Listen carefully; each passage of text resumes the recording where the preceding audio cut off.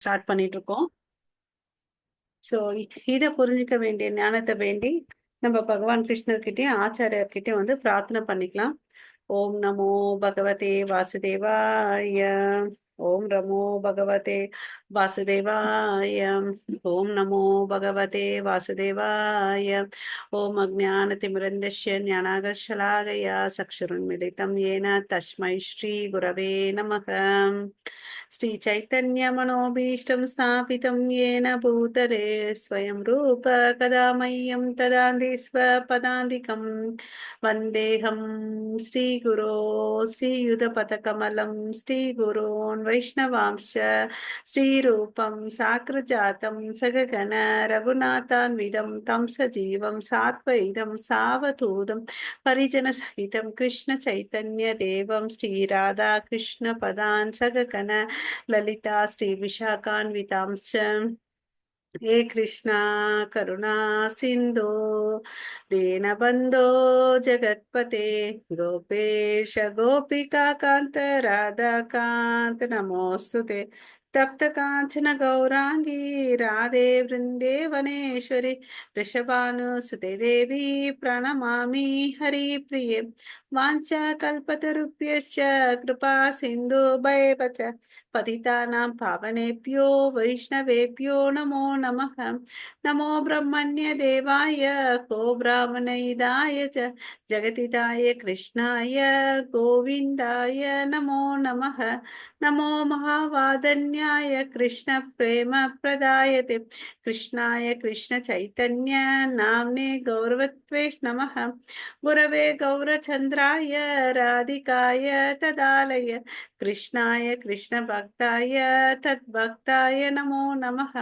नमो ओं विष्णुपादाय कृष्ण प्रेष्ठाय भूतले श्रीमते भक्ति वेदांत स्वामिनिति नामिने नमस्ते सरस्वती देवे गौरवाणी प्रचारिणी निर्विशेष शून्यवादे पाश्चात्येशतारिणी जय श्री कृष्ण चैतन्य प्रभो नित्यानंद श्री अद्वैत गदाधारा श्रीवासादि गौर भक्त वृंदा हरे कृष्णा कृष्णा कृष्णा हरे हरे हरे राम राम राम हरे हरे हरे कृष्णा.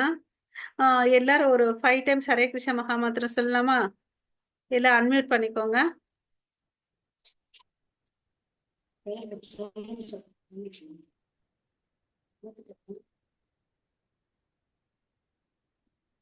ஹரே கிருஷ்ணா.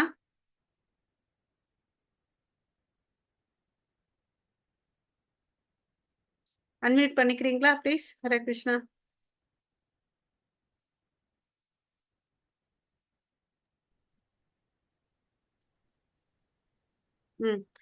சத்தமா சொல்லுங்க மிஷா, அபினா, ஸ்ரீ. ஹரே கிருஷ்ணா. ஜெய் ஸ்ரீ. हरे कृष्ण சொல்லுங்க. जय श्री कृष्ण चैतन्य जय श्री कृष्ण चैतन्य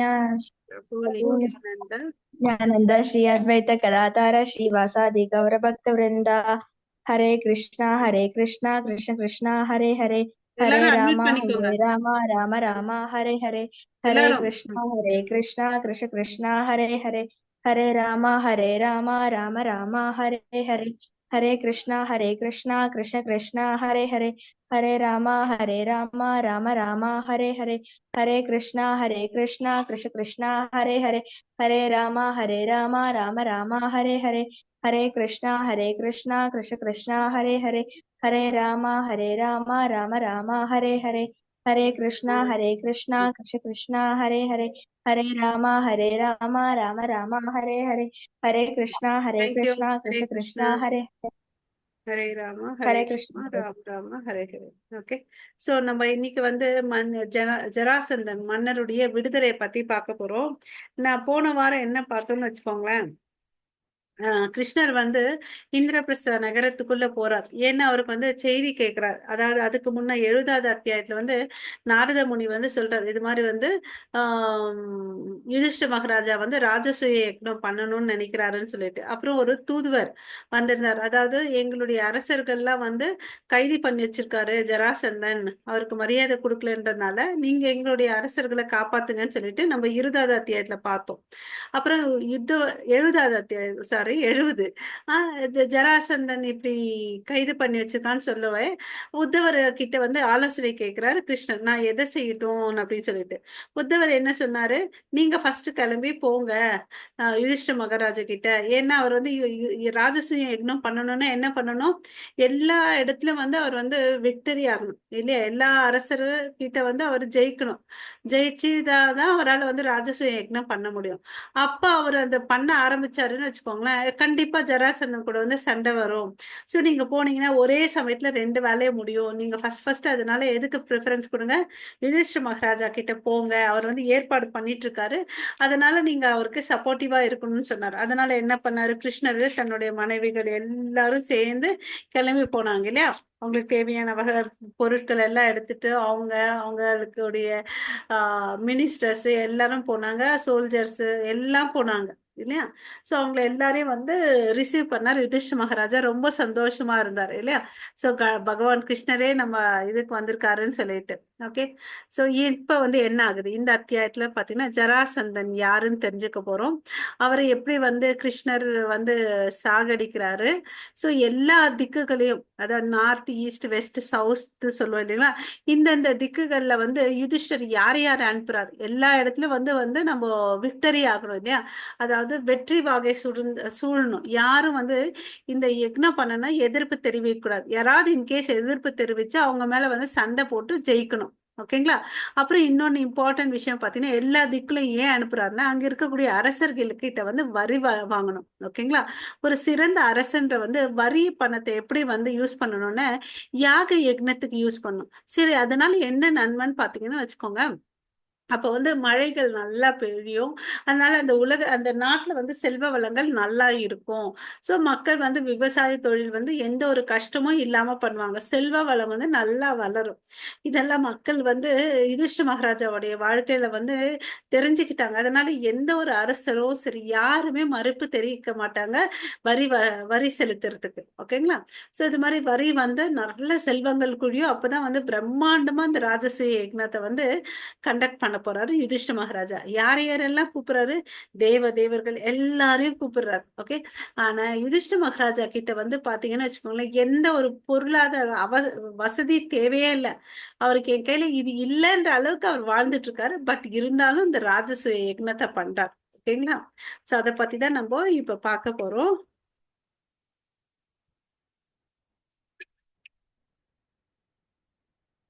சோ அந்த பெரிய அசம்பிளி ஹால் இருக்கு. ஓகே. அந்த அசம்பிளி மகா சபையில பாத்தீங்கன்னு வச்சுக்கோங்களேன், எல்லாரையும் இருக்கிறாங்க. மரியாதைக்குரிய குடிமக்கள், நண்பர்கள், உறவினர்கள், பிராமணர்கள் எல்லாம் அந்த சபையில இருக்காங்க. முனிவர்கள், சத்திரியர்கள், வைஷ்யர்கள், அப்புறம் அவங்களுடைய யுதிஷ்ட மகாராஜ சகோதரர்கள் எல்லாரும் இருக்கிறாங்க. அப்போ வந்து யுதிஷ்ட மகாராஜா கிருஷ்ணர் கிட்ட வந்து பேசுறாரு. என்ன பேசுறாரு, கிருஷ்ணா பகவானே, நான் வந்து ராஜசூய யக்ஞம் வந்து பண்ணணும்னு நினைக்கிறேன். இது எல்லா யாகங்களுக்கும் ராஜாவாக கருதப்படுகிறது. ஓகேவா. இத செய்யறது மூலம் என்ன ஆகுதுன்னு பாத்தீங்கன்னா, நான் இந்த தேவர்களை திருப்திப்படுத்துவேன். ஓகேவா. அப்புறம் வந்து பாத்தீங்கன்னா, அவங்க எல்லாம் யாரு, ஒவ்வொரு பிரதிநிதிகள், ஒவ்வொரு விஷயத்துக்கு அவங்க வந்து பிரதிநிதிகளா இருக்காங்க இல்லையா, அவங்கள திருப்திப்படுத்துறேன் அப்படின்னு சொல்லிட்டு சொல்றாரு. ஓகே. அதனால எனக்கு நீங்க தயவு செய்து இந்த உதவ வேண்டும், எனக்கு உதவி செய்யுங்கன்னு அப்படின்னு சொல்லிட்டு கேக்குறார். பாண்டவர்களை பொறுத்தவரையும் பார்த்துன்னு வச்சுக்கோங்க, அவங்க வந்து போயிட்டு தேவர்கள் கிட்ட போயிட்டு கேட்கணுன்ற ஒரு அவசியமே இல்லை. ஏன்னா தேவர் வழிபாடு பகவத்கீதையில வந்து கண்டிக்கப்பட்டு இருக்கிறது இல்லையா. ஆனா உங்களது பக்தர்கள் இருப்பதில் நாங்கள் தனிப்பட்ட முறையில் முழுமையாக திருப்தி அடைகிறோம். நாங்க வந்து பாத்தீங்கன்னா கிருஷ்ணரே உங்களுடைய பக்தர்கள், உங்களை வழிபடுறதுனால நாங்க திருப்தியா இருக்கோம். ஓகே. நீங்க சொன்ன மாதிரி நாங்க தேவர்களை வழிபடணும்னு ஆசைப்படல. ஓகே. ஆஹ் எதுக்குக்கோசம் நாங்க பண்றோம்னு பாத்தீங்கன்னா, உங்களை விட்டுட்டு யாருக்குமே எந்த ஒரு சக்தியும் இல்லைன்றத நிரூபித்திக்கோசம் நாங்க இத பண்றோம்.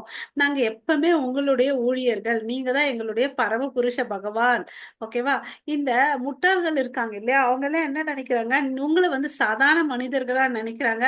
அப்புறம் வந்து பாத்தீங்கன்னா, சில சமயத்துல கிருஷ்ணா இப்போ உங்ககிட்ட வந்து குறைய கண்டுபிடிக்கிறாங்க. அப்புறம் உங்கள பத்தி தப்பு தப்பா பேசுறாங்க. அதனாலதான் நான் இந்த ராஜசூயம் யக்ஞத்தை செய்ய விரும்புகிறேன். நல்லா புரிஞ்சுக்கோங்க. எதுக்கு பண்றாரு? தேவதேவர்களை திருப்திப்படுத்தணும்னு இல்ல. அவங்களுக்கும் வந்து தெரிஞ்சுக்கணும். கிருஷ்ணர் தான் முழு முதற் கடவுள். அவர் இல்லாம எதுவும் இல்லைன்றத தெரிஞ்சுக்கணும். அவருடைய சக்தி வந்து தேவை எல்லாருக்கும். அப்புறம் சில மனிதர்கள் என்ன நினைச்சிருக்காங்க, அவரை பத்தி குறைவா பேசுறாங்க, அப்புறம் அவதூறு பண்றாங்க, தவறா புரிஞ்சிட்டு இருக்காங்க. ஓகேவா? சோ இந்த ராஜசூய யக்ஞம் இவங்களுக்கோசம் தான். நான் பார்த்தேன்னு வச்சுக்கோங்களேன், பிரம்மா முதல் சிவபெருமான் எல்லா லோகத்திலயும் இருக்கக்கூடிய தேவதேவர்களை வந்து கூப்பிடுறேன் நானு அப்படின்னு சொல்றாரு. ஓகேவா? நான் வந்து உங்களுடைய சேவகன் அப்படின்னு சொல்லிட்டு சொல்றாரு. இதெல்லாம் பேசிட்டு என்ன சொல்றாரு யுதிஷ்ட மகாராஜா, நான் பெரிய மகாராஜா அப்படின்லாம் சொல்லல, நான் உங்களுடைய சேவகன் சொல்லிட்டு சொல்றாரு. ஓகேவா? சோ மறுபடியும் என்ன கண்டினியூ பண்றாருன்னு பார்க்கலாம் அடுத்த பேராகிராஃப்ல. என் அன்பான இறைவா. ஓகே. உன் யார் ஒருத்தங்க நித்தியமா உங்களுடைய பாத திருவடி தாமரை திருவடியில வந்து தஞ்சம் எடுத்துட்டு இருக்காங்களோ அவங்களுக்கு என்ன நன்மை கிடைக்குது? அனைத்து மாசிலிருந்து விடுபடுகிறது. அவங்க வந்து எல்லா விதமான பாவங்களிலிருந்து விடுபடுறாங்க. ஓகேங்களா? சோ யாரால உங்களை வந்து முழுமையா தியானம் பண்ணணும்னு பாத்தீங்க முடியும்னா, தூய ஆத்மாக்கள், பியோர் சோல்ஸ், கிரேட் சோல்ஸ் உங்க மேல வந்து எப்பொழுதும் நித்தியமா தியானம் பண்ணிட்டு இருப்பாங்க. சோ யார் ஒருத்தர் வந்து தொடர்ந்து உங்களுடைய பக்தியில சேவை பண்ணிட்டு இருக்கானோ அவன் இன்னைக்கு என்ன பலன் கிடைக்குது? பிறப்பு இறப்பு சக்கரத்துல இருந்து எஸ்கேப் ஆகுறான். சோ இதெல்லாம் பக்தர்களுடைய நன்மைகள். ஓகே. கிருஷ்ணர் தாமரை திருவடிய வணங்குறதுனால என்ன நன்மை கிடைக்குதுன்னு பாத்தீங்கன்னா, மறுபடியும் பிறக்க மாட்டாங்க. இந்த உலகத்துல பிறந்து கஷ்டப்பட வேண்டிய அவசியம் இல்லை. அப்புறம் வந்து பாத்தீங்கன்னா, அவங்க மனசுல ஏதாவது அனுபவிக்கணும், ஐஸ்வர்யங்களை அனுபவிக்கணும்னு விருப்பம் இருந்தா கூட அந்த ஆசைகளை நீங்க வந்து நிறைவேத்துறீங்க அப்படின்னு சொல்றேன். ஓகேவா? ஆனா தூய பக்தர்களுக்கு வந்து பாத்தீங்கன்னா, நிஜமா சொல்லணும்னா அவங்க மனசுல எனக்கு இது வேணும் அது வேணும்னு சொல்லிட்டு ஆசையே இருக்காது. ஏன்னா துருவ மகாராஜா சொல்றாரு இல்லையா, அச்சா எனக்கு நீங்க போதும், தெரியாம நான் வந்து செல்வங்கள் எல்லாம் கேட்டுட்டேன், இந்த கண்ணாடி துண்டை போய் கேட்டேன், ஆனா நீங்க வந்து வைரமா வந்திருக்கீங்கன்னு அப்படின்னு சொல்லிட்டு துருவா சொல்லுவாரு இல்லையா.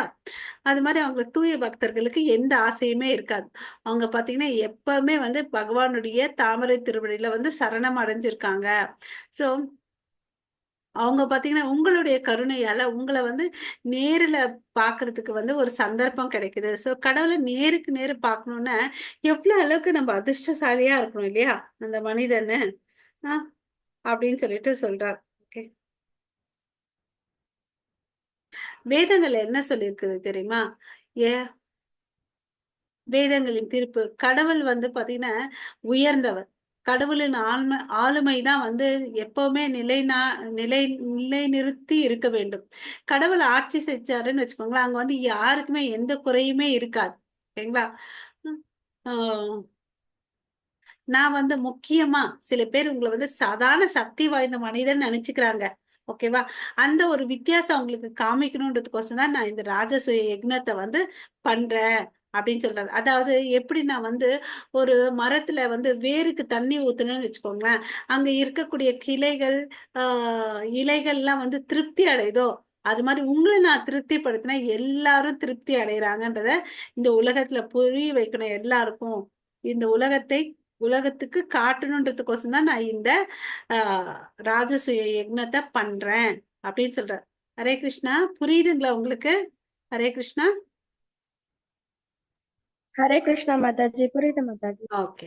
சோ இது மாதிரி வந்து பாத்தீங்கன்னா நீ கிருஷ்ணர் உடையவரிடம் பாரபட்சம் இருக்கிறார்கள். எல்லாரும் என்ன நினைச்சிருக்காங்க, கிருஷ்ணர் வந்து ரொம்ப பார்ஷாலிட்டிப்பா, அவர் பக்தருக்கு ஒண்ணு பண்றாரு அசுரர்களுக்கு ஒன்று பண்றாருன்னு அப்படின்னு சொல்லிட்டு எல்லாரும் சொல்லுவாங்க.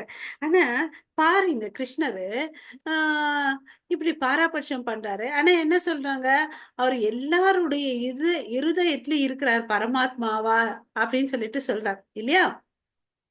சோ அப்ப எப்படி அவர் வந்து பாராபட்சமா இருக்க முடியும்? அப்படி ஒரு கேள்வி வருது இல்லையா? சோ பலன் தரும் செயல்களை யாரு பூஜை செய்யறாங்களோ அதுக்கு ஏத்த பலன்களை வந்து நீங்க கொடுக்குறீங்க இல்லையா? யார் யார் என்ன அனுபவிக்கணும்னு நினைக்கிறாங்களோ அவங்கவங்களுக்கு தகுந்த மாதிரி நீங்க அந்த வாய்ப்பை வந்து கொடுக்குறீங்க இல்லையா? நீங்க வந்து பரமாத்மா, நீங்க எல்லாருடைய உடல்ல அமர்ந்து இருக்கீங்க. ஓகே. அவங்கவங்க கஷ்டம், துக்கம் பாத்தீங்கன்னா, அவங்களோட முன்வினை கர்மத்தினால இப்ப நான் சந்தோஷமா இருக்கேன்னு வச்சுக்கோங்களேன், அது நான் என்னுடைய முன்ஜென்ம கர்மா. அதே ஒரு பக்தன் வந்து துன்பப்படுறான்னு வச்சுக்கோங்களேன், அவன் முன் செஞ்ச கர்மத்தினால தான் எல்லாமே வருது. ஸோ நம்ம வாழ்க்கையில நடக்கிற ஒவ்வொரு விஷயத்துக்கும் யாரும் பொறுப்பல்லன்றத நம்ம தெரிஞ்சுக்கணும். ஓகேங்களா? ஸோ சந்தோஷப்படுறானோ, துன்பப்படுறானோ எல்லாமே அவனுடைய ஆ முன்ஜென்ம கர்மைப்படி தான். ஓகேங்களா? அதே மாதிரி யாருக்கு என்ன வேணும்னு உங்க கையில கேக்குறாங்களோ, அதுக்கு ஏத்த மாரி நீங்க வந்து குடுக்குறீங்க. ஓகே. நீங்க என்ன சொல்லிக் குடுக்குறீங்க அவங்களுக்கு?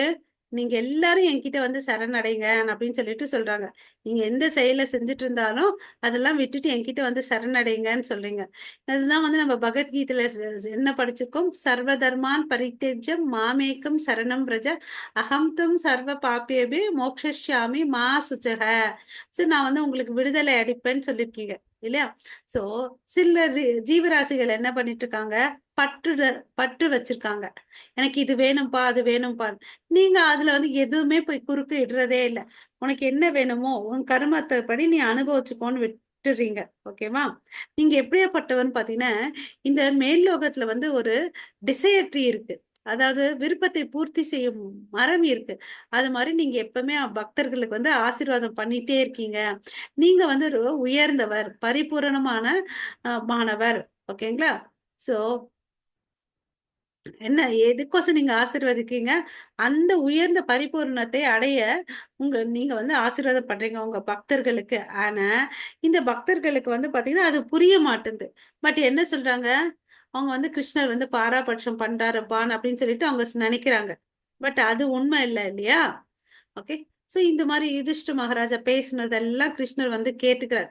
கேட்டுட்டு என்ன பண்றாருன்னு பாத்தீங்கன்னா, ஆ மறுபடியும் அவர் பதில் சொல்றார். என்ன இவரை பத்தி நல்லா புகழ்ந்து பேசினார் இல்லையா? ஏதாவது பதில் சொல்லணும் இல்லையா?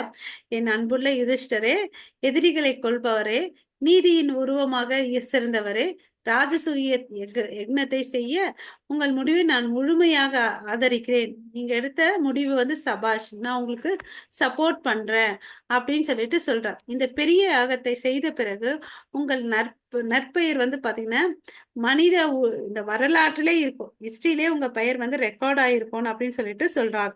ஓகேங்களா? சோ சோ இங்க வந்து பாத்தீங்கன்னா ராஜசூய யக்னம் வந்து ரொம்ப இம்பார்ட்டன்ட் இல்லையா? அதனால அந்த இடத்துல மெயினா என்ன வருது? உலகத்துல வந்து நன்மை அடையறாங்க மக்கள். மக்கள் வந்து நன்மை அடையறதுக்கோசம் தான் இதை செய்யறார். சோ நீ இதை செஞ்ச இப்ப மாத்திரம் உனக்கு பெயர் வராது. இந்த யக்னம் ஆன பிறகு கூட உனக்கு வந்து பெயர் வரும் அப்படின்னு சொல்லிட்டு சொல்றார். ஓகேவா?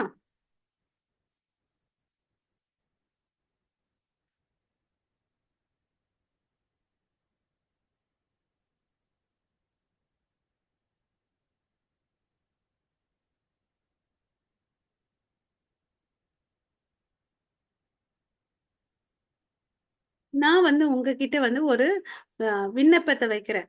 ஓகே. நீங்க இதை செய்யறதுனால இந்த யாகத்தை செய்யறதுனால என்ன ஆகுதுன்னு பாத்தீங்கன்னா ஒவ்வொரு உயிரினமும் வந்து திருப்தி அடைகிறது. ஓகேங்களா? நீங்கள் முதல்ல வந்து அதுக்கு செய்யறதுக்கு முன்னாடி நீங்க என்ன செய்யணும் தெரியுமா? எல்லா அரசர்களையும் வந்து நீங்க வந்து யாகத்தை செய்யறதுக்கு முன்னாடி அவங்கள மேல வெற்றி காண வேண்டும், வெற்றி வாகை சூட வேண்டும். ஓகேங்களா? அப்புறம் அது ஒரு ஃபர்ஸ்ட் விஷயம். ரெண்டாவது, இந்த யக்னத்துக்கு என்னெல்லாம் பொருள் தேவையோ அதெல்லாம் சேர்த்து வச்சுக்கணும் இல்லையா? சோ 4 சகோதரர்கள் இருக்காங்க இல்லையா? அவங்க யாருன்னு பாத்தீங்கன்னா வாயு மற்றும் இந்திரன் போன்ற முக்கியமான தேவர்களின் பிரதிநிதி. உங்க தம்பிங்கெல்லாம் வந்து சாதாரணமான ஆளுங்க இல்லப்பா. பீமன் வந்து பாத்தீங்கன்னா வாயுக்கு பிறந்தவர். அர்ஜுனன் வந்து பாத்தீங்கன்னா இந்திர தேவனுக்கு பிறந்தவர் இல்லையா? ஆஹ் யுதிஷ்ட மன்னர் வந்து யாருக்கு பிறந்தவர்? யம தர்மராஜாக்கு பிறந்தவர். சோ உங்க சகோதரர்கள் இருக்காங்க இல்லையா, உங்க பிரதர்ஸ், அவங்க எல்லாம் பெரிய பெரிய வீரர்கள்ப்பா. அதனால அவங்க வந்து பாத்தீங்கன்னா நல்ல பக்தி பண்றாங்க. அதனால வந்து சுய கட்டுப்பாடு இருக்கு அவங்க கிட்ட. அதனாலதான் உங்களை என்ன பெயர் சொல்லிருக்காங்க, தர்மராஜா, தர்மத்தை நிலைநாட்டுறவங்க. அதனால உங்க பெயர் யுதிஷ்ட மகாராஜாக்கு இன்னொரு பெயர் என்னன்னு பாத்தீங்கன்னா தர்மராஜா. சோ நீங்க எல்லாரும் பக்தி சேவை எனக்கு செஞ்சுட்டே இருக்கீங்க. அதனால நீங்க எல்லாரும் வந்து தகுதி உங்களுக்கு இருக்கு இந்த யக்னத்தை பண்றதுக்கு. அதனால நீங்க எல்லாரும் வெற்றி அடைவீங்க, கவலைப்படாதீங்கன்னு அப்படின்னு சொல்லிட்டு சொல்றார். ஹரே கிருஷ்ணா. சோ யார் ஒருத்தன் தன்னுடைய புலன்களை வந்து வெல்றானோ, ஓகேவா, அவன் வந்து பாத்தீங்கன்னா அன்பினால் தான் கிருஷ்ணரை வெல்வதாக சொல்கிறார். ஓகேவா. சோ இப்ப பாருங்க, நம்ம எல்லாம் வந்து இந்த டைம்ல ஏதாவது கேம்ஸ் ஆடி இருக்கலாம், இல்ல டிவி சீரியல் பார்த்திருக்கலாம். பட் நம்ம என்ன பண்ணோம், நம்ம புலன்கள் எல்லாம் கண்ட்ரோல் பண்ணி கிருஷ்ணர் கதையை கேட்கறதுக்கோசம் நம்ம ஒரு ஸ்டெப் எஃபோர்ட் எடுத்திருக்கோம். அப்பனா என்ன அர்த்தம், கிருஷ்ணருக்கு நம்மள ரொம்ப ரொம்ப பிடிக்கும் இல்லைங்களா. சோ யார் ஒருத்த புலன்களை வந்து வெல்றானோ, அது வந்து பரமபுருஷனை பகவானை வெல்ல முடியும். இதுதான் பக்தி தொண்டின் ரகசியம். நம்ம பக்தியில வந்து முன்னேறணும்னு வச்சுக்கோங்களேன், நம்ம புலன்களை வந்து கட்டுப்படுத்த தெரிஞ்சுக்கணும். ஓகேங்களா. சோ அந்த புலன்களை வந்து கிருஷ்ணருடைய சேவையில நம்ம ஈடுபடுத்தணும். ஓகேவா. சோ இந்த தகுதிகள்லாம் வந்து பாண்டவர்கள் கையில இருக்கு. ஓகேவா. ஏன்னா அவங்க எப்பவுமே தன்னுடைய புலன்களை கிருஷ்ணர் சேவையில ஈடுபடுத்துறாங்க. ஓகேவா. அதனால ஈடுபடுறதுனால என்ன ஆகுறாங்க, ஆட்டோமேட்டிக்கா அவங்க தூய்மை அடைகிறாங்க. ஓகே. அந்த தூய்மை இருக்கிறதுனால ஆழ்ந்த அன்பு சேவையை கிருஷ்ணர் கொடுத்து அவர் வந்து வென்று விடுகிறார்கள். ஓகேவா. சோ இந்த உலகத்துல வந்து பாத்தீங்கன்னா சக்தி வாய்ந்த தேவதைகள் இருக்காங்க இந்த 3 உலகத்துல. ஓகேவா. 3 உலகத்துல வந்து பாத்தீங்கன்னா செல்வ வளம் நிறைந்த தேவதேவர்கள் இருக்காங்க. ஆனா பகவான் கிருஷ்ணர் கிட்ட பாத்தீங்கன்னா அனைத்து ஐஸ்வர்யங்களும் 6 ஐஸ்வர்யங்களும் வந்து முழுமையா இருக்குது. அது என்ன, ஃபுல் ஆஃப் பியூட்டி, அழகு இல்லையா, ஞானம், நாலேஜ், அப்புறம் வந்து பாத்தீங்கன்னா செல்வம், வெல்த். ஓகே. அப்புறம் வந்து பாத்தீங்கன்னு வச்சுக்கோங்களேன், நற்பெயர், துறவு, ரெனன்சேஷன், வலிமை, ஸ்ட்ரென்த், இது எல்லாம் அவர்கிட்ட வந்து நிறைஞ்சு இருக்கு. அதனால வந்து பாத்தீங்கன்னா யாராலையும் அவரை வந்து வெல்லவே முடியாது அப்படின்னு சொல்றாங்க. ஓகே. சோ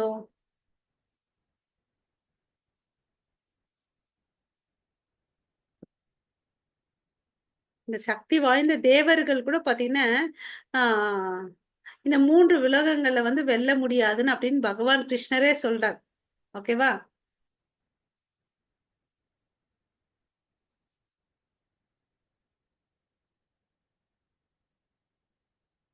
அப்புறம் இப்படி எல்லாம் கிருஷ்ணர் வந்து பேசுறார். ஓகேவா.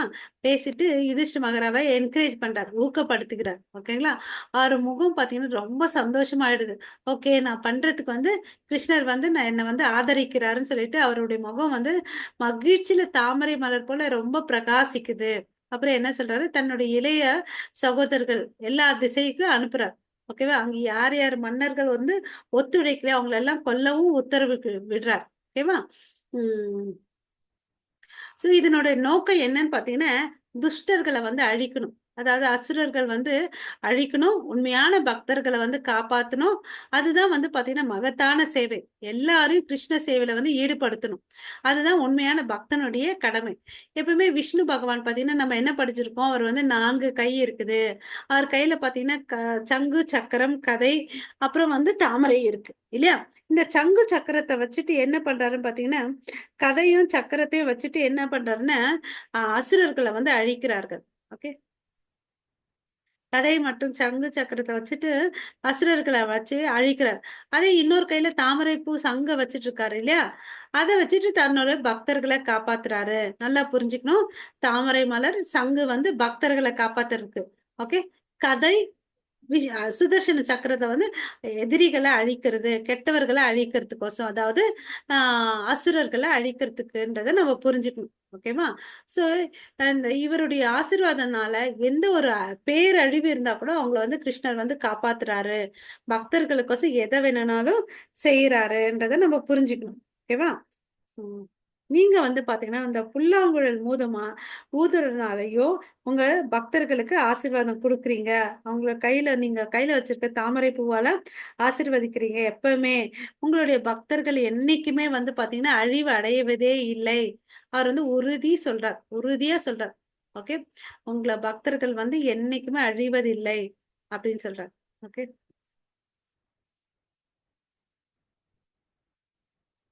சோ இப்ப ஒருத்தரையும் ஒரு ஒரு பக்கம் அமுச்சு விடுறார். சகாதேவனை கூட்டுட்டு நீ வந்து எந்த பக்கம் போ, இங்க இருக்கு பாருங்க. சகாதேவன் இளைய சகோதரன் இல்லையா? ஸ்ருஞ்சிய கோத்திர வீரர்களுடன் தெற்கு நாடுகளுக்கு பக்கம் போ. நீ தெற்கு பக்கமா போய் அங்க இருக்க அரசர்களை வென்று விட்டு வான்னு சொல்லிட்டு உத்தரவு போடுறது. அதே மாதிரி பாத்தீங்கன்னா நகுலனுக்கு வந்து நீ வந்து பாத்தீங்கன்னா மத்ஸ்ய மத்ஸ்ய தேவ அவரை வந்து போயிட்டு வெற்றி அடைஞ்சிட்டு வா அப்படின்னு சொல்றாரு. அதாவது எந்த பக்கம் போன்னு சொல்றாருன்னு பாத்தீங்கன்னா மேற்கு பக்கம் போ சொல்றார். ஓகே. நகுலன் வந்து மேற்கு பக்கம் போறாரு.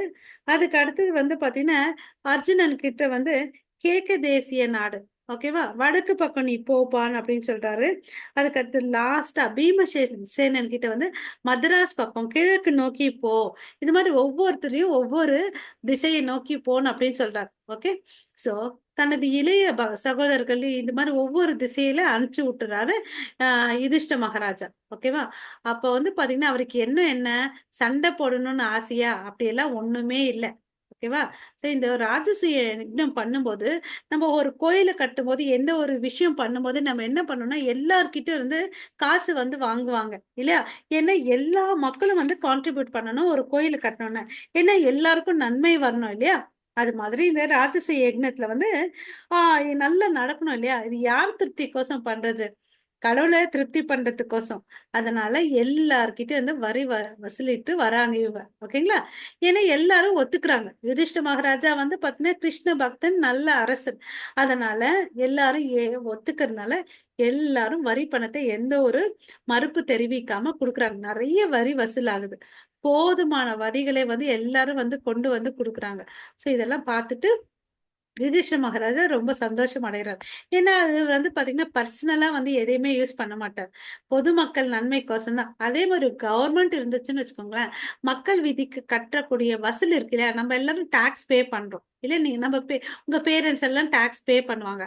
அந்த மக்களுடைய நலனுக்கோசம் தான் அதை வந்து யூஸ் பண்ணணும். அதுதான் ஒரு சிறந்த அரசாங்கம். இவர் வந்து பாத்தீங்கன்னா பெஸ்ட் கவர்மெண்ட் இவர் கையில இருக்கிறது. சரியா? சிறந்த அரசர். இருப்பினும் இங்க வந்து யார் வந்து எதிர்த்து நில்றாங்கன்னு சொல்றீங்க பாத்தீங்கன்னா ஜராசந்தன். ஓகேவா. இது வந்து அவர் ஏத்துக்கல. ஓகேவா. சோ யுதிஷ்ட மகாராஜா ரொம்ப கவலையா இருந்தார். அப்புறம் வந்து இது என்னடா இவன் பதட்டா இருக்கிறானேன்னு சொல்லிட்டு பகவான் கிருஷ்ணர் பாக்குறார். அப்புறம் வாப்பான்னு அப்படின்னு சொல்லிட்டு பேசுறார். வா, நான் ஜராசந்திரனை கொல்றதுக்கு ஒரு திட்டம் எடுத்துட்டு வந்திருக்கிறேன் அப்படின்னு சொல்றார். என்ன பண்ணு நீ, பீமசேனர் அர்ஜுனனை என் கூட அனுப்பு. நாங்க என்ன பண்றோம்னு பாத்தீங்கன்னா பிராமண மாதிரி வேஷம் போட்டுட்டு அவன் இருக்கக்கூடிய தலைநகரமான கிரிவ் ராஜா அந்த இடத்துக்கு நாங்க போறோம் அப்படின்னு சொல்லிட்டு சொல்றார். ஓகேவா. கிரிவ் கிரி ராஜா அது வந்து பாத்தீங்கன்னா ஜராசந்தனுடைய கேபிட்டல் சிட்டி. ஓகேவா. இவங்க எல்லாரும் அங்கிருந்து கிளம்பி போறாங்க. ஓகே. அஸ்தினாபுரத்தை நோக்கி போறான். ஓகே. சோ இந்த ஜராசந்தன் பத்தி ஒரு சில விஷயங்கள் இங்க பார்க்கலாம். அவர் வந்து பாத்தீங்கன்னா ரொம்ப பொறுப்பானவர். அவர் வந்து ஒரு கிரகஸ்தரு. அப்புறம் பாத்தீங்கன்னா அவருக்கு இம்பார்ட்டன்ட் பாயிண்ட் இதுதான் அவருடைய இம்பார்ட்டன்ட் விஷயமே. பிராமணர்களுக்கு வந்து ரொம்ப ரொம்ப மரியாதை கொடுப்பார். ஓகே. ஏன்னா அவர் ஒரு அவங்க எல்லாம் வந்து பேரறிவாரிகள். இவர் ஒரு சத்திரிய மன்னன். Respect for all Brahmanas. இவர் வந்து பாத்தீங்கன்னா நல்லா சண்டை போடுவாரு. அப்புறம் இவர் ஒரு சத்திரியன். ஜராசந்தன் வந்து பாத்தீங்கன்னா ரொம்ப பொறுப்பான ஒரு அரசன், சத்திரியன். பிராமணர்களுக்கு வந்து ரொம்ப மரியாதை கொடுப்பாரு. இதுதான் இம்பார்ட்டன்ட் பாயிண்ட். ஏன்னா பிராமணர்கள் வந்து பாத்தீங்கன்னா வேதங்கள்லாம் படிச்சுட்டு எல்லாருக்கும் குருவா இருக்கிறாங்க இல்லையா? அந்த உலகத்துல இருக்க எல்லாருக்கும் வந்து குருவா இருக்கிறாங்க. அதனால வந்து பாத்தீங்கன்னு வச்சுக்கோங்களேன், இந்த பாயிண்ட புரிஞ்சுக்கிறேன். கிருஷ்ணர் வந்து இவங்க எல்லாரும் பிராமணன் வேஷம் போட்டுட்டு போறாங்க. ஓகேவா. இங்க எல்லாம் பிராமணர் வேஷம் போட்டுட்டு ஜராசந்தன் வீட்டுக்கு போறாங்க. இருந்தாலும் இவர் என்ன பண்றாரு, அவர் ரிசீவ் பண்றாரு. நம்ம வீட்டுக்கு வந்த யாராவது நம்ம வாங்கன்னு சொல்லுவோம் இல்லைங்களா? அது மாதிரி வெல்கம் பண்றாரு. இப்போ வந்து கிருஷ்ணர் வந்து பேச ஆரம்பிக்கிறார். ஓகேவா? உங்களுக்கு வந்து எல்லா விதமான நன்மைகள் உண்டாகட்டும்னு சொல்லிட்டு ஃபர்ஸ்ட் வாழ்த்துறார். ஓகேவா? நாங்க வந்து பாத்தீங்கன்னா ரொம்ப தூரத்துல இருந்து வந்திருக்கிறோம். உங்ககிட்ட வந்து தர்மம் கேட்க வந்திருக்கிறோம் அப்படின்னு சொல்றோம். நாங்க தர்மம்னா பாத்தீங்கன்னு வச்சுக்கோங்களேன், ஏதோ சாப்பாடு பொருள் எல்லாம் வந்து நாங்க கேட்க வரல அப்படின்னு சொல்றாரு. நாங்க உங்ககிட்ட வந்து கேட்கறத வந்து நீங்க வந்து அன்பா குடுப்பீங்கன்னு நெனைக்கிறோம் நாங்க. ஏன்னா உங்ககிட்ட எல்லா விதமான நற்குணங்கள் இருக்குது. ரொம்ப உங்களுக்கு வந்து சகிப்புத்தன்மை இருக்குது. ஆ எந்த ஒரு துன்பத்தையும் நீங்க வந்து பொறுத்துக்கிறா இருக்கிறீங்க அப்படின்னு சொல்லிட்டு சொல்றாரு. ஓகேவா? நீங்க வந்து ஆ பெரிய தர்மம் பண்றதுனால ஒரு குற்றவாளி எந்த ஒரு தப்ப செஞ்சாலும் பொறுத்துக்கிறான் இல்லையா? அது மாரி நீங்க வந்து பாத்தீங்கன்னா உங்ககிட்ட யார் எத செஞ்சாலும், யார் எத கேட்டாலும் நீங்க குடுப்பீங்க. நீங்க ஒரு நல்ல அரசரு அப்படின்னு சொல்லிட்டு, அவர வந்து ரொம்ப புகழ்றாரு பகவான் கிருஷ்ணர். ஓகேவா? ஆ உங்கள மாதிரி ஒரு பெரிய ஆளுநர்கள் இல்லையா? உங்களுக்கு வந்து ஆ உங்களுடைய சொந்தக்காரர்களுக்கும் வே உலகத்துல வேற ஒருத்தவங்க இருக்காங்க இல்லையா? மாற்றாளர். அவருக்கும் வந்து நீங்க எந்த ஒரு வித்தியாசம் பார்க்கிறதே இல்ல, அப்படின்னு சொல்லிட்டு சொல்றார். ஓகேயா? பொதுவா ஒருத்தன் வந்து பிரபலமான ஒரு நபர் இருக்கான்னு வச்சுக்கோங்களேன். அவனுடைய நற்செயல்கள் செய்யறதுனால, அவன் இறந்த பிறகு கூட பார்த்தீங்கன்னு வச்சுக்கோங்களேன், அவனுக்கு வந்து என்ன கிடைக்குது? நல்ல பெயர் கிடைக்குது. இல்லையா? அவங்க சில பேர் எல்லாம் பார்த்தீங்கன்னா, இப்ப நம்ம Mahatma Gandhi father of nation சொல்றோம் இல்லைங்களா? அவர வந்து ஞாபகம் வச்சிருக்காரு. அது மாதிரி ஒரு சிறந்த மனிதன வந்து நம்ம அவர் இறப்புக்கு பின்னாடி கூட நம்ம நெனப்பு வச்சுப்போம். அவங்க செய்யக்கூடிய செயல்களாலன்னு அப்படின்னு சொல்லிட்டு சொல்றாரு. ஓகே. So okay. எப்பவுமே அந்த பெரிய மனிதர்கள் வந்து தர்மத்துக்கோசம் தன் வாழ்நாள் ஃபுல்லா வந்து தன்னை கஷ்டப்படுத்திக்கிறாங்க அப்படின்னு சொல்லிட்டு சொல்றாங்க. அதனால அவங்களுடைய பெயர் வந்து நல்லா நிக்குது, நிலைநிறுத்தி இருக்குது. ஓகே. ஸோ நமக்கு தெரியும் இந்த நாட்டுல யார் யார் இருந்திருக்கிறாங்க. ஹரிச்சந்திரன், ரந்தி தேவன், முத்கலா, அப்புறம் வந்து பாத்தீங்கன்னா சிபி சக்கரவர்த்தி. சிபி சக்கரவர்த்தி கதை நமக்கு தெரியும் இல்லைங்களா? அந்த புறா கொசம் தன்னுடைய உடலையே கொடுத்தாரு இல்லையா? அது புறான்னு நினைச்சிட்டு தொடைய கட் பண்றாரு, பார்த்தா அது வெயிட் அதிகமா ஆயிட்டே போகுது இல்லையா? அது மாதிரி வந்து தான தர்மங்கள் பண்ணவுடைய பெயர்கள் வந்து பாத்தீங்கன்னா இந்த ஹிஸ்டரியில இருக்கு அப்படின்னு சொல்லிட்டு சொல்றாரு. சோ இப்ப வந்து இப்ப வந்து பாத்தீங்கன்னா, இந்த உடல் வந்து பாத்தீங்கன்னா, எப்பவுமே அழியக்கூடியது. ஆனா புகழ் வந்து அழியாதது. அப்படின்னு சொல்லிட்டு இந்த பிராமண வேடத்துல இருக்கிற கிருஷ்ணர் வந்து சொல்றார். உடல் வந்து அழிஞ்சிடும்பா. ஆனா புகழ் வந்து என்னைக்குமே அழியாது. சோ இதெல்லாம் பேசி ஜராசந்தன வந்து ஆ நம்ப வைக்கிறார். ஓகேவா? ஒருவர் வந்து பாத்தீங்கன்னா, எதுக்கொசமா வேணும்னாலும் தன் உடல வந்து தியாகம் செய்வதன் மூலம் அழியாத பெயரையும், புகழையும் அடைய முடிந்தால், அவர் மனித நாகரிக வரலாற்றில் மிகவும் மரியாதைக்குரியவர் நபராக மாறுகிறார். என்ன சொல்றாரு பாருங்க. ஒருத்தன் தன்னுடைய உடலை விட்டான்னு வச்சுக்கோங்களேன், ஒரு நல்ல விஷயத்துக்கோசம் அவன் வந்து எப்பவுமே மரியாதைக்குரியவனா இருக்கிறாரு இந்த உலகத்துலன்னு அப்படின்னு சொல்றாரு. சோ இன்டைரக்டா அவரை வந்து கன்வின்ஸ் பண்றார். சோ இப்ப வந்து இவங்க எல்லாம் பேசிட்டு இருந்தாங்க இல்லையா கிருஷ்ணரு. அப்ப ஜராசந்தன் வந்து 3 பேரையும் பார்க்கிறாரு. 3 பேரையும் பார்க்கிறாரு. அவருக்கு தெரியுது இவங்க 3 பேரும் வந்து பிராமணர்கள் அல்ல. எப்படி தெரியுதுன்னு பார்த்தீங்கன்னா, சத்திரியன் என்ன பண்ணுவான்? தன்னோட கையில வந்து வில்லு, அம்ப வந்து எடுத்துட்டு போவான் இல்லையா? சோ அதுல வந்து சின்னம் பதிச்சிருக்கும். எப்பவுமே வந்து இந்த குறி இருக்கும். அந்த வில்ல தூக்கிட்டு போறதுனால, அந்த தோள்பட்டையில எல்லாம் வந்து அந்த பதிவு தெரியுது. அத பாக்குறாரு. அப்புறம் அவன் பேசக்கூடிய வாய்ஸ் இருக்கு இல்லையா? அது வந்து கடுமையா இருக்கு. பிராமணன் வந்து பாத்தீங்கன்னா, மென்மையான குரல்ல தான் பேசுவார். இல்லையா? சோ இந்த அறிகுறி எல்லாம் அவருக்கு தெரியுது. சோ இவங்க வந்து நிச்சயமா வந்து பிராமணர்கள் இல்ல. சும்மா ஏமாத்துறதுக்கோசம் சத்திரியர்கள் வந்து பிராமணர் மாரி வந்திருக்காங்கன்றத அவரு புரிஞ்சுக்கிட்டார். ஓகேவா? சோ சும்மா வந்து இங்க வந்து பிச்சை எடுக்குறாங்க அப்படின்றத புரிஞ்சுக்கிட்டாரு. ஓகே.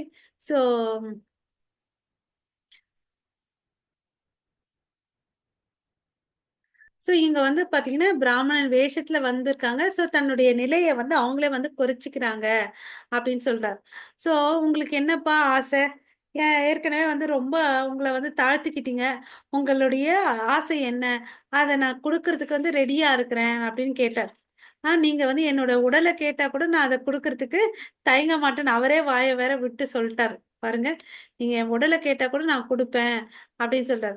இது மாதிரி இப்ப யோசிக்கும் போது அவருக்கு வந்து என்ன யார் ஞாபகம் வர்றாருன்னா, நமக்கு எல்லாம் தெரியும். பலி மகாராஜா வந்து யக்னம் பண்ணிட்டு இருந்தார் இல்லையா? அவருடைய குரு, அதாவது ஆஹ் அவர் குரு சொல்றாரு இல்லையா? அதாவது வந்திருக்கிறவன் வந்து பிராமணன் இல்லப்பா, சின்ன பிராமணனா குட்ட பிராமணனா வந்திருக்கிறது வந்து சாட்சாத் மகாவிஷ்ணு. சுக்ராச்சாரியார் சொல்றார் பலி கிட்ட, நீ வந்து எதையுமே ஒத்துக்காத, வந்திருக்கிறவன் சாதாரணவன் நீ இல்லப்பா, அவன் மகாவிஷ்ணு குட்டி பையனா வந்திருக்காருன்னு சொல்லிட்டு. பட் மலி மகாராஜா என்ன என்ன பண்ணாரு, என்கிட்ட வந்து தானம் கேக்குறாங்களா, சோ நான் என்ன பண்ணணும், அவங்களுக்கு தியானத்தை கொடுக்கணும். ஓகே, அவங்க நான் எதையும் மறுக்க கூடாதுன்னு சொல்லிட்டு அவர் என்ன கேக்குறாரு, உனக்கு என்னப்பா வேணும்னு கேட்டா 3 அடி நிலம் வேணும்னு கேக்குறாங்க. சோ 3 அடி நிலம் என்ன வச்சுட்டு என்ன பண்ண போற, நான் ஒரு ஊரையே கொடுக்குறேன், நீ வச்சுக்கோ வாழுன்னு அப்படின்னாரு. எனக்கு அதெல்லாம் வேணாம்னு சொல்லி, சரி ஒரு வீட்டை கொடுக்குறேன், ஒரு பேலஸை கொடுக்குறேன்னா அது எதுவும் எடுத்துக்க மாட்டார். எனக்கு 3 அடி மண்ணு மாத்திரம் கொடுன்னு சொல்ல, கடைசியா பார்த்தா எல்லாத்தையும் ஒரு ஒரு கை காலால இந்த உலகத்தை அளந்தார், மண் பூமி உலகத்தை. இன்னொரு கால் வந்து ஆகாயத்துல வச்சாரு. 3வது கால் எங்க வைக்குதுன்னா, வாக்கு கொடுத்துட்டாரு இல்ல பலி மகாராஜா, என் தலைமையில வையின்னு சொன்னார். அப்புறம் தலைமையில வைக்கிற அவர் பாதாள லோகத்துக்கு போயிட்டார் இல்லையா? பட் என்னடா பாதாள லோகத்துக்கு போனாருன்னு, அவரோட பக்தன் இல்லையா, அந்த பாதாள லோகத்துல வந்து அவர் அரசரா வச்சுட்டு இவர் காவல் காப்பனா இருந்தாரு கிருஷ்ணர். ஓகேவா? சோ பக்தர்களுக்கோசம் பகவான் கிருஷ்ணர் என்ன வேணும்னாலும் செய்வார். ஓகே, சோ இந்த ஞாபகம் அவருக்கு வந்துச்சு. பலிக்கு வந்து இப்படி எல்லாம் பண்ணாரு இல்லையா, அங்கேயும் வந்து மகாவிஷ்ணு வந்தாரு இல்லையா அப்படின்னு சொல்லிட்டு அவரு அதை யோசிக்கிறார். சோ அவர் வந்து நல்லா வந்து இப்போ ஒரு முடிவு எடுத்துட்டார். ஓகே, ஆஹ் என்ன சொன்னாரு பாத்தீங்கன்னா, ஆஹ் இந்த அழியக்கூடிய உடலை வந்து தியாகம் செய்யறதுனால நமக்கு என்ன வருது, அழியாத புகழ வருது. அந்த நோக்கத்திற்கு தான் அவர் செஞ்சாரு, அது வந்து உறுதியா இருந்தார். இதெல்லாம் வந்து ஜராசந்தன் நினைச்சு பாக்குறார். சோ பிராமணர்களின் நலனுக்காக வாழாத ஒரு சத்திரியனின் வாழ்க்கை நிச்சயமாக கண்டிக்கத்தக்கது. பிராமணர் வந்து நம்ம வர்ணாசிரம சங்கத்துல பாத்தீங்கன்னு வச்சுக்கோங்களேன், பிராமணர் தான் ஃபர்ஸ்ட் இருப்பாங்க, அதுக்கு அடுத்து சத்திரியர்கள் இருப்பாங்க இல்லையா? சோ பிராமணரை வந்து நம்ம காப்பாத்தணும். அப்படி இல்லை நம்ம அரசனா இருந்து என்ன வேஸ்ட்ன்னு நினைக்கிறார்.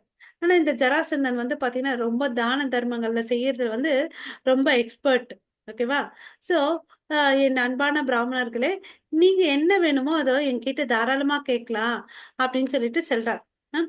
நீங்க வேணும்னாலும் என் தலையை கூட எடுத்துக்கலாம்னு அவர் சொல்றார். நான் அது தலையை கூட கொடுக்கறதுக்கு ரெடியா இருக்கிறேன்ப்பான் அப்படின்னு சொல்லிட்டு சொன்னார். ஓகேவா? இப்படி எல்லாம் வந்து என்ன பண்ணாரு, பேசிட்டாரு கிருஷ்ணர். அவருக்கு பதிலு அதுக்கேத்த மாதிரி ஜராசந்தனும் பேசுறாரு இல்லையா? அவர் எதுக்கு வந்திருக்காருன்றது ஜராசந்தனுக்கு புரியல. அப்புறம் வந்து இப்ப கிருஷ்ணர் மறுபடியும் பேசுறார். என் அன்புள்ள ராஜா, நாங்கள் உண்மையில் வந்து பாத்தீங்கன்னா பிராமணர்கள் அல்ல.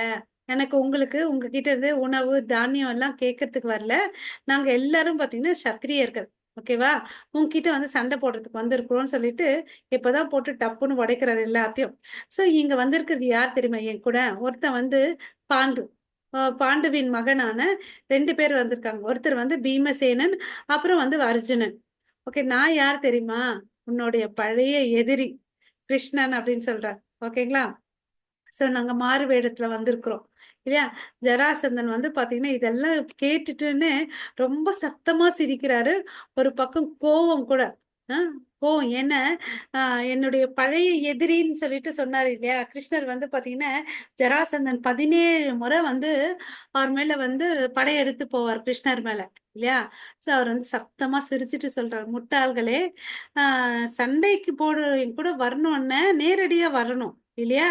ஆனா கிருஷ்ணர், நீ வந்து ஒரு கோழப்பா, எப்ப பார்த்தாலும் சண்டையில என்ன பண்ற, நீ குழப்பமா இருக்கிற, அப்புறம் சண்டை போட மாட்டேன்ற, என்னை பார்த்துட்டு பயந்துட்டு போயிட்டு ஒரு கடல்ல போய் புகுந்துட்ட, மதுரா கடைக்குள்ள போயிட்டு புகுந்து போயிட்ட, அதனால நான் உங்ககிட்ட எல்லாம் சண்டை போட மாட்டேன் அப்படின்னு சொல்றார். சோ கிருஷ்ணர் வந்து அவுட், ரிஜெக்டட்.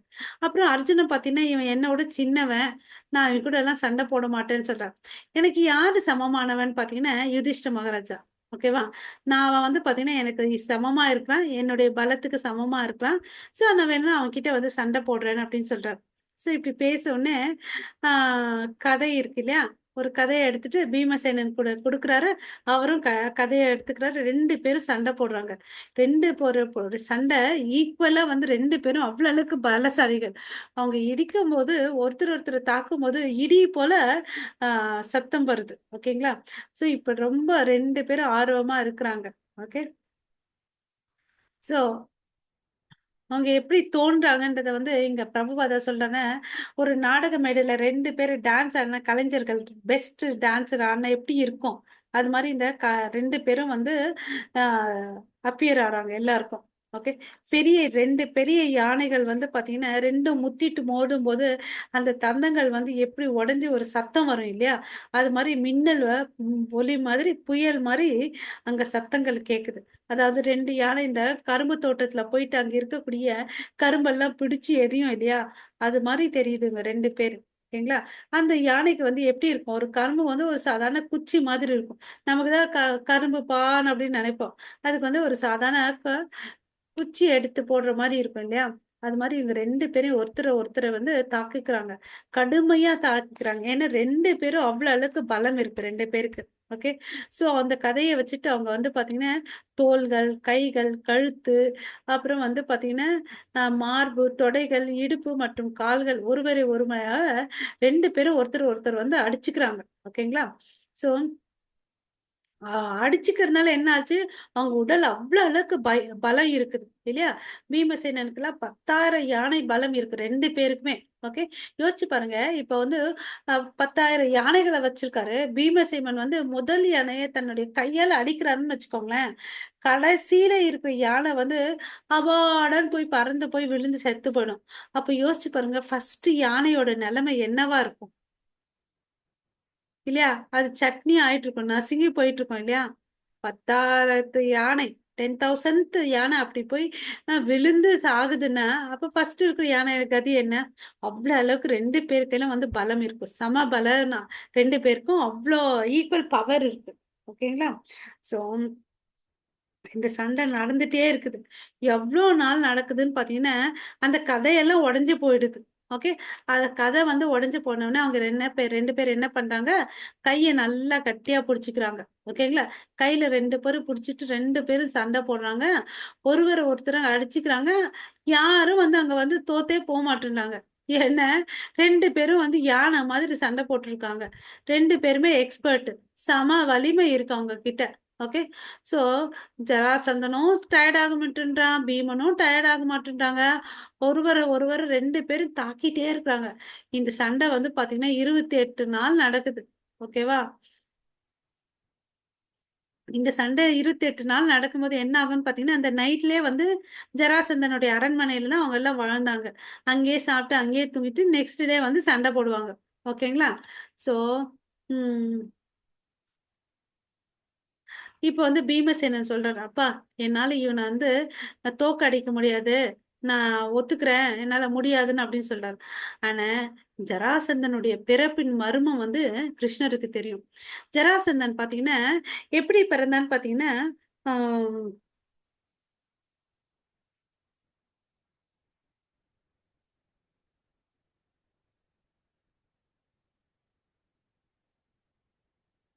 ஒரு அம்மாக்கு வந்து பாத்தீங்கன்னா, ஒரு மனிதன் இருக்கான். அவங்களுக்கு வந்து 2 மனைவிகள் இருக்காங்க. ஓகேவா?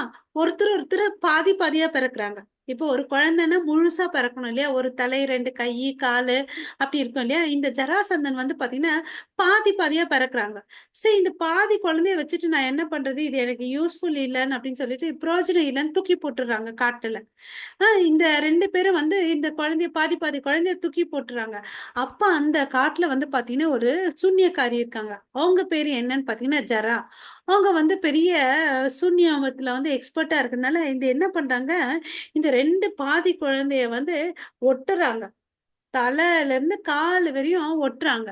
ஒட்டி வந்து பிறக்கிற குழந்தைனால தான் ஜரா என்ற சூனியக்காரினால் பிறந்ததுனால இது ஜராசந்தன்ற பெயர் வந்துச்சு இவருக்கு. ஓகேங்களா? சோ அப்ப சொல்றார், "பீமசேனா நீ என்ன பண்ணு, அந்த உடம்ப வந்து கிழிச்சிடு. அவன் ஒட்டி பிறந்தவன், அதனால கிழிச்சிடுன்னு அப்படின்னு சொல்றாரு.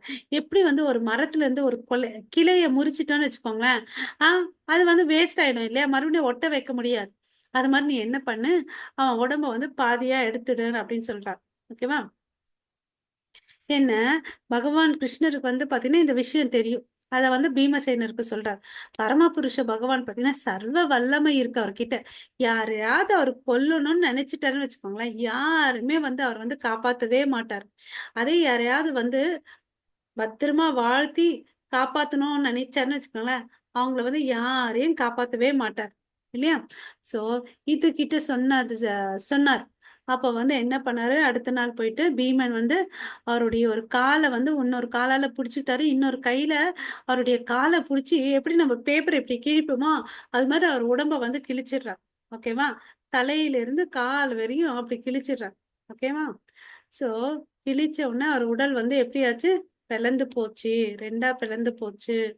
அங்க இருக்கிறவங்க எல்லாம் பார்த்தாங்க. அவங்களுக்கு எல்லாம் அச்சச்சோ, ஜராசந்தன் இப்படி வந்து ஒரு உடல் பாதி ஆயிடுச்சே, ஒரு காலு, தொடை, அப்புறம் விந்து பகுதி, முதுகெலும்பு, மார்பு, கழுத்து, கை, கண்ணு, காது, முகம் எல்லாம் பாதி பாதியா ஆயிடுச்சே அப்படின்னு சொல்லிட்டு பாக்குறாங்க. சோ இந்த மரண செய்தியை தெரிஞ்ச உடனே மக்கள் பொது அங்க இருக்கக்கூடிய மகத மக்கள் வந்து ரொம்ப கஷ்டப்படுறாங்க. ஏன்னா அவர் நல்ல அரசன். அசுர புத்தி தான், பட் மக்களுக்கு வந்து நல்லவனா இருந்தார் இல்லையா? சோ ரொம்ப அழத் தொடங்கினார். ஆனா அர்ஜுனன், பீமசேனன், கிருஷ்ணர் வந்து பாத்தீங்கன்னா வாழ்த்துறாங்க. சோ ஜராசந்தனை கொன்னுட்டாங்க இல்லையா? அப்ப இமிடியேட்டா பாத்தீங்கன்னா யாருமே அந்த அரியாசனத்துல வந்து நான் தான் அரசன்னு சொல்லிட்டு உட்காரல. அந்த பாயிண்ட் இம்பார்ட்டன்ட். சரி, நான் ஜராசந்தனை கொன்னுட்டேன், இந்த ராஜ்யம் எனதுன்னு சொல்லிட்டு யாரும் வந்து ஆசைப்படல. பாண்டவர்களும் ஆசைப்படல, கிருஷ்ணரும் ஆசைப்படல. இங்க வந்து இந்த கிருஷ்ணர் வந்து பாத்தீங்கன்னா நினைச்சிருந்தா அவரே கொன்னு இருக்கலாம். பட் பீமசேனனுக்கு வந்து ஹிண்ட் கொடுத்து பீமசேனுடைய பெயர் புகழ் வந்து இந்த உலகத்துக்கு வரணும். தன் பக்தர்கள் வந்து பாத்தீங்கன்னா அவங்க நல்லா இருக்கணுன்றதுக்கோசம் அந்த பெயர் புகழ கூட வந்து கிருஷ்ணர் எடுத்துக்கல, பீமசேனனுக்கு கொடுத்தார் இல்லையா? அப்புறம் இந்த அரியணம் இல்லையா, அவன் கெட்டவன். நிறைய கெட்ட விஷயங்களை பண்றான்றதுக்கோசம் அவனை கொன்னுட்டாரு பகவான் கிருஷ்ணர், பீமனை வச்சு இல்லையா? சோ இங்க தர்மத்தை நிலைநாட்டுறதுக்கோசம் அவருடைய மகனை கூப்பிடுறாங்க. அவருடைய மகன் பெயர் பாத்தீங்கன்னு வச்சுக்கோங்களேன், சகாதேவா. ஓகேவா? அவனை கூட்டுட்டு அந்த அரியாசனத்துல வந்து நீ அவங்க அப்பா இறந்துட்டாருப்பா, நீ வந்து செவ்வனே வந்து ஆட்சி புரி அப்படின்னு சொல்லிட்டு அவருக்கு அந்த பதவியை கொடுக்குறாங்க. ஓகேங்களா? சோ இவர் யாருமே வந்து மற்றவனுடைய சொத்துக்கு வந்து ஆசைப்படல. இங்க குறிப்பு என்னன்னா, மக்கள் வந்து அமைதியா சந்தோஷமா வாழணும். இவர் எத்தனை அரசர்களை வந்து சிறை கைதியா வச்சிருந்தாரு இல்லையா? சாதாரணமா கேட்டா வந்து விட மாட்டார். ஓகேவா? அதனாலதான் இவங்க வந்து கொன்னுட்டாங்க. சோ அப்புறம் வந்து கைது செய்யப்பட்ட அங்க இருக்கக்கூடிய சிறையில் இருக்காங்க இல்லையா, அந்த மன்னர்கள் எல்லாம் வந்து இவர் வந்து விடுவிச்சார். ஓகேவா? இவங்களெல்லாம் அமுச்சு விட்டாரு கிருஷ்ணர். ஓகேவா? சோ இதனாலதான் வந்து இந்த ஜராசந்தனுடைய மரணம் ஏற்பட்டுச்சு. ஓகே. சோ நம்ம இதுல இருந்து என்ன டேக் ஹோம் மெசேஜ் எடுத்துக்கணும்? நம்ம மாற்றான் பொருள் மேல ஆசைப்படக்கூடாது. கிருஷ்ணர் வந்து பாத்தீங்கன்னா தன்னுடைய பக்தர்களுக்கோசம் எதை வேணாலும் கொடுக்கிறார். தன்னுடைய தாமரை திருவடியில சரணடைந்த பக்தர்கள், தன்னையே நம்பி இருக்கக்கூடிய பக்தர்களை வந்து என்ன வேணாலும் செய்யறார். இங்க யார் யாரு பக்தர்கள்? இந்த கைது செய்யப்பட்ட மன்னர்கள், 20,000 மன்னர்கள். ஓகேங்களா? அவங்க வந்து பாத்தீங்கன்னா ரிலீஸ் பண்றாங்க. அவங்க வந்து ரெக்வெஸ்ட் பண்ணியிருப்பாங்க, அந்த மெசஞ்சர் அமைச்சிருப்பாரு இல்லையா, ஆஹ் தூதுவர் வந்து சொல்லுவார், நாங்க வந்து கைது செய்யப்பட்டிருக்கோம், நீங்க தான் வந்து எங்களை காப்பாத்தணும்னு அவங்க கேட்பாரு. அதே மாதிரி யுதிஷ்ட மகாராஜா, நான் வந்து ராஜசூய யக்ஞம் பண்றேன், அதனால நீங்க வந்து எனக்கு சப்போர்ட்டிவா இருங்கன்னு கேக்குறாரு இல்லையா? சோ இந்த எல்லா விஷயத்தையும் வந்து கிருஷ்ணர் வந்து இந்த ஒரு செயலால செஞ்சார் இல்லையா? சோ நம்ம எல்லாரும் கடவுளுடைய திருவடியில தஞ்சம் எடுத்துக்கலாம். மறுபடியும் வந்து நம்ம நெக்ஸ்ட் வீக் வந்து மீட் பண்ணலாம் இதே டைமுக்கு. ஓகேங்களா? வாரம் வாரம் சனிக்கிழமை இந்த கிளாஸஸ் இருக்கும். அதே மாதிரி நீங்க எவ்ரிடே மார்னிங் வந்து சம்மருக்கு கிருஷ்ண கதான்னு சொல்லிட்டு நம்ம பண்ணிட்டு இருக்கோம். ஓகேங்களா? அதுல முடிஞ்ச அளவுக்கு நீங்க ஜாயின் ஆகுங்க. ஓகே. உங்களுக்கு அனைவருக்கும் மிக்க நன்றி. வாஞ்சா கல்பதருப்பேஷ கிருபா சிந்து பயவச்ச பதிதானாம் பாவனேபியோ வைஷ்ணவேபியோ நமோ நமः. அனந்த கோடி வைஷ்ணவ பிருந்த கி ஜெய். நாமாச்சாரியர் ஹரிதாஸ் தாக்கூர் கி ஜெய். ஓகேங்களா? குயிஸ் கொஷின் ஷேர் பண்றேன், ஆன்சர் பண்ணுங்க. ஓகேங்களா? ஹரே கிருஷ்ணா. ஏதாவது டவுட் இருக்கா? நவீனா, மிஷா, ஹரே கிருஷ்ணா. கிருஷ்ணா, சேவிதா எல்லாம் கிளம்பிட்டாங்களா? டவுட் இருக்கா? ஏதாவது புரிஞ்சுச்சா, புரியலையா? ஏதாவது சொல்லுங்க பார்க்கலாம். புரிஞ்சிச்சு மாதாஜி. அப்ப நம்ம என் பண்ணிக்கலாமா? எஸ் மாதாஜி. ஓகே. ஹரே கிருஷ்ணா.